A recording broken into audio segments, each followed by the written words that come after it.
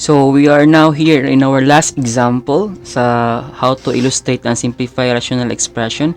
We have number 3 here. So mahitabuan ni different ni siya sa first example and second example. Sa atong third example, ang atong ma-apply na prerequisite skill is the basic factoring. So you have to review if wag niyo na master pa ang inyong basic factoring techniques anha. So with that, magsugod ta sa pag-factor ani. Aside from the basic factor na po perfect square trinomial na concept, though depende pa gina siya kung sa klase pod na expression niyo makitaan. We have here x squared plus 2x plus 1 all over x plus 1. So mahitabuan ni actually na yung mga times manggod sa rational expression na you are going to factored out or i-factored form ninyo ang mga given either nasa numerator or naa sa denominator.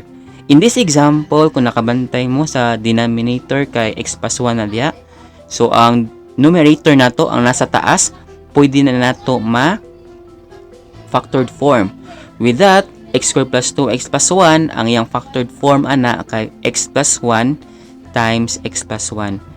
So, ang x plus 1 times x plus 1, ato na siyang butang sa taas, then all over x plus 1.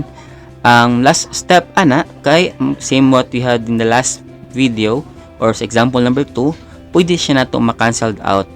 So this, kung nakabantay mo, same ra gihapon ang yung process, and our final answer in this example is x plus 1. So mao na siya ang atong answer, and the skills needed, basic factoring.